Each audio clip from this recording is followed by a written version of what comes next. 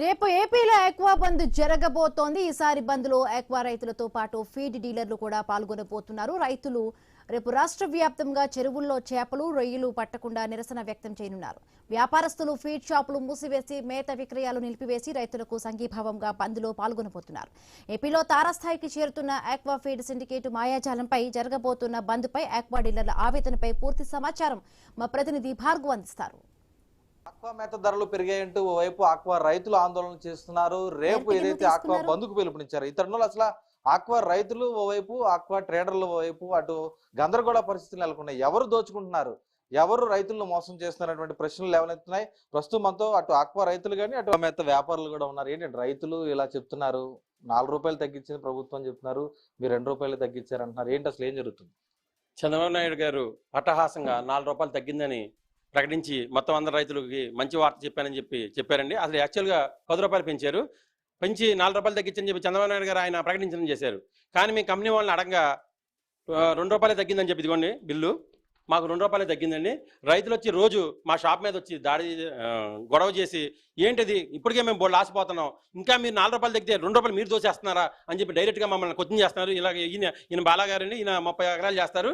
పాపం ఈయన బోళ్ళు అప్పులు జప్పులు చేసి ఈయన బోళ్ళు ఇబ్బందులు ఉన్నాను, నాకు ఇంకా ఆ 4 రూపాయలను తగ్గించి నాకు న్యాయం చేయండి, ప్రభుత్వం తగ్గించింది కూడా నువ్వు తగ్గించబోతే నేను అన్యాయం అయిపోతానని చెప్తున్నారు. ఏమంటే ప్రభుత్వం తగ్గిస్తే మేము ఎందుకు తగ్గించాం, ఇదిగోండి బిల్లు డైరెక్ట్గా మాకు 2 రూపాయలు తగ్గింది. కానీ ప్రభుత్వం ఈ రకంగా చేసి డీలర్ని ఇరకాటంలో పెట్టేసి నానా ఇబ్బందులు పెట్టి ఆక్వా రంగాన్ని ఒక గందరగోళానికి నెట్టేశారండి. తగ్గించింది ఒకటి, తగ్గేది ఒకటి, జరిగేది ఒకటి, జరుగుతున్నది ఒకటి. అసలు ఏం జరుగుతుందో మాకు తెలియట్లేదు, రైతులకి తెలియట్లేదు. దీన్ని మీడియా పరంగానే ప్రభుత్వం దగ్గర తీసుకెళ్లి రైతుకి మాకు కూడా న్యాయం చేయాలని చెప్పి కోరుకుంటున్నాను. వైపు మేత కంపెనీల ధరలు ఉన్నాయి, పూర్తిగా సిండికేట్ అయిపోయారు, ఒక 5గురు చేతుల్లోనే వ్యవస్థ ఉందని అటు సోమవీర్రాజు కూడా ఆరోపించారు. ఇటు వాస్తవమైన మీరు రంగంలో ఉన్నారు కదా. సోమవీర్రాజు గారికి కృతజ్ఞతలండి. ఆయన రైతుని అర్థం చేసుకుని వాస్తవం చెప్పారు. ఇది పెద్ద మాఫియా అండి. ఈ మాఫియాలో ఒక 5గురు చేతులు ఉంచుకుని నైట్ ఇంటర్నేషనల్ మార్కెట్లో డాలర్ రేటు పెరిగినా తగ్గిన సంబంధం లేదండి. అసలు డాలర్కి సంబంధం లేదు. ఇంటర్నేషనల్ మార్కెట్ పెరిగినా తగ్గినా ఇక్కడ ఇంటర్నేషనల్ మార్కెట్లో రేటు పెరిగిందని ఒక వార్త వస్తుంది, కానీ తెల్లారిపాటికి 4 రూపాయలు తగ్గుద్ది. ఏం జరిగిందో మాకే అర్థం అవ్వట్లేదు. ఇదేంటి ఇంటర్నేషనల్ మార్కెట్లో రేటు పెరిగితే మన రేటు పెరుగుతుందని మేము అనుకుంటాం, కానీ ఇక్కడ 4 రూపాయలు తగ్గుతుంది. ఏంటంటే ఇది ఒక మాఫియా సిండికేట్. ఈ సిండికేట్ని ఆధారం చేసుకునే ఇక్కడ జరుగుతుందండి. వేల కోట్లు కాదండి, ఇది లక్షల కోట్లు మాఫియా. దీన్ని తక్షణమే చర్యలు తీసుకోకపోతే రైతు అనేవాడు మిగలడండి. 30వ తారీఖు సమ్మె చేస్తున్నాం ఉన్నారు, ఆక్వా సమ్మె బంద్ పిలుపునిచ్చారు, మీరు కూడా పాల్గొంటున్నారా? డీలర్లందరూ ప్రతి డీలర్ స్వచ్ఛందంగా పాల్గొంటాడండి. ప్రతి డీలర్ 30వ తారీఖు స్వచ్ఛందంగా షాపులు కట్టేసి రైతుల పక్షాన్ని నిలిచి స్వచ్ఛందంగా నిరసన ప్రకటిస్తారండి. మీరు చెప్పండి, ఏంటి అసలు ఈ ఆక్వా రంగంలో ఎటువంటి ఇబ్బందులు ఎదుర్కొంటున్నారు? సార్, ఒకప్పుడు చాలా లావిష్గా కనిపించిన ఆక్వా కల్చర్ ఇప్పుడు చాలా ఒడిదుడుకులు ఎదుర్కొంటుందండి.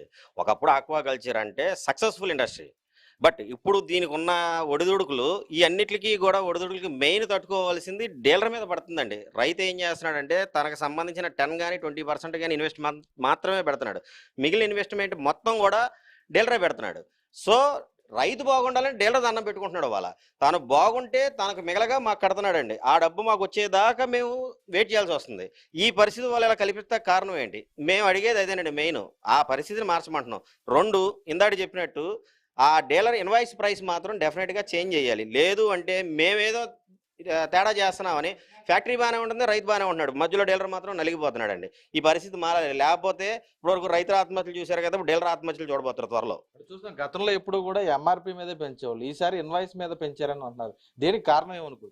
ఒకప్పుడు ఎంఆర్పి మీద ఉండి దాని మీద ఇంత పర్సంటేజ్ ఇవ్వాలని చెప్తే అది చాలా ట్రాన్స్పరెంట్గా ఉండేదండి. ఇప్పుడు కానీ వాళ్ళు ఏం చెప్తున్నారంటే వాళ్ళ ఫ్యాక్టరీ ట్యాక్స్లు కన్జంప్షన్ చూపించుకోవడం కోసం, ఆ ట్యాక్స్ ఎగ్జామ్షన్ కోసం వాళ్ళు ఇన్వాయిస్లు మార్పు చేయకుండా డీలర్కి ఒక ప్రైస్ చెప్తారు. వాళ్ళు ఇచ్చే పర్సంటేజ్ ప్రకారం చెప్తే రైతుకి కనిపించేది 15%, కానీ ఇక్కడ డీలర్గా మేము ఇచ్చేది పర్సంటేజ్ ఎక్కువ ఉంటుందండి. ఆ పర్సంటేజ్ని మేము కూర్చోబెట్టి రైతుకి ఎడ్యుకేట్ చేయాల్సి వస్తుందండి. వాళ్ళ ప్రతి డీలర్షిప్ కూడా ఒక ఎడ్యుకేషన్ ఇన్స్టిట్యూట్ అయింది. అంత ఎడ్యుకేట్ చేసిన తర్వాతే డీలర్ సరుకు బయటకు వదలాలండి. అది కూడా తనకు అర్థమైందని అనుకున్న తర్వాతే డీలర్కి సరుకు వదిలితేనే మా రూపాయి మాకు వెనక వస్తుంది. లేదు అంటే మీకు ఇవ్వాల్సింది మేము ఇచ్చాము అంతవరకే అని చెప్పి మొండిగా వెళ్ళిపోతున్నారండి. మేము వాళ్ళతో చూసుకుని కోర్టుల చుట్టూ తిరగాల్సి వస్తుంది. ఇది పరిస్థితి.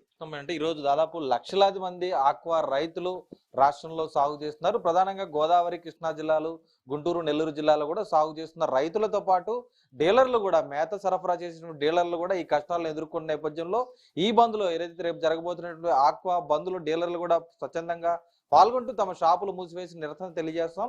ఖచ్చితంగా ప్రభుత్వం దిగి వచ్చి అటు రైతుల సమస్యలు ఇటు డీలర్ల సమస్యలు పరిష్కరించాలని కూడా వారు కోరుతున్న పరిస్థితులు అయితే కనిపిస్తున్నాయి. కెమెరా పర్సన్ చంటితో భార్గవ్, వైనిస్, ఏలూరు జిల్లా నుంచి.